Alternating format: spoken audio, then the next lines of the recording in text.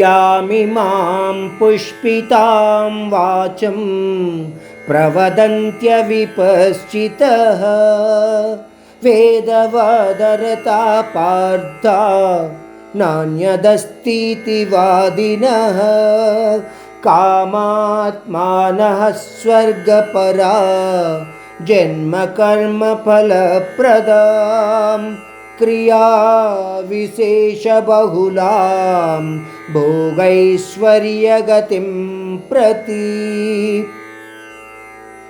భోగైశ్వర్య ప్రసక్తానాం తయాపహృత చేతసాం వ్యవసాయాత్మికా బుద్ధిః సమాధౌ న విధీయతే.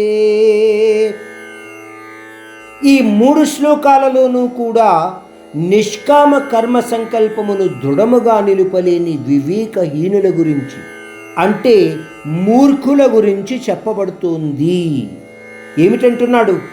ఓ అర్జున, బుద్ధిని నిశ్చయముగా నిలుపలేని మూర్ఖ మానవ సమూహము భోగ సంబంధితమైన కర్మలయందు, అంటే శరీర మానసిక భోగ సంపద అని మనము అర్థము చేసుకోవచ్చు. ఆ విధంగా భోగ సంబంధితమైన కర్మలయందు మునిగి ఉంటారు. అటువంటి మూర్ఖ మానవుడు తాను పొందిన కర్మఫలములను గురించి గొప్పగా చెప్పుకుంటూ వేదవాక్యాల యొక్క అర్థాలను తన కర్మఫలములకు అణువుగా అన్వయించుకుంటూ ఆ విషయాలలోని ఆనందాన్ని వెతుకుతూ ఉంటారు. ఉదాహరణగా చెప్పుకుంటే, ఒక తప్పు పని చేసే మానవుడు ఆ భగవంతుడే అన్నీ మన చేత చేయిస్తున్నాడు, ఆయన ఆజ్ఞ లేకుండా ఏ పని జరగదు, ఆయన ఉద్దేశ్యము లేకుండా మన ద్వారా ఏ కార్యము జరగదు అని వేదవాక్యాలకు విపరీతార్థాలను సృష్టిస్తూ ఉంటారు. అటువంటి మూర్ఖ మానవునికి వేదవాక్యాలలోని సరి అయిన మరియు స్పష్టమైన అర్థాలతో పని ఉండదు.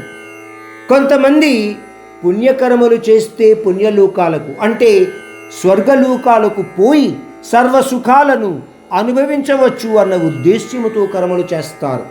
కొంతమంది మానవులు శారీరక మానసిక సుఖాలకు బానిసలు అయ్యి భూతల స్వర్గములో ఉన్నాము అన్న ఆలోచనతో కర్మలు చేస్తూ ఉంటారు. అటువంటి భూతల స్వర్గమే పరమధాముని నివాస స్థానము అని భావిస్తూ ఉంటారు, లేదా నివాస సమానము అని భావిస్తూ ఉంటారు.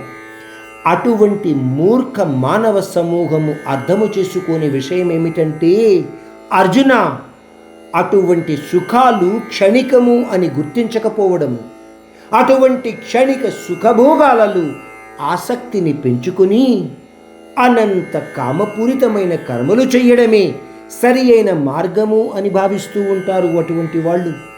అటువంటి మానవుడు కర్మల ద్వారా ఉత్పన్నమయ్యే సుఖ భోగానుభూతులను గురించి డాంబికముగా మాట్లాడుతూ ఉంటారు. గ్రహించవలసిన విషయం ఏమిటంటే, అటువంటి ప్రగల్భాలు పలికి అజ్ఞాన మానవులు కామపూరితమైన కర్మలలో చిక్కుకొని నిత్యము సత్యము అయిన ఆ పరంధాముని ధ్యానములు మనస్సుని లేదా బుద్ధిని నిలకడగా ఉంచలేకపోతారు. అటువంటి మూర్ఖులు చంచల మనస్కులై సకామ కర్మలలో మాత్రమే ప్రీతిపరులుగా ఉంటారు.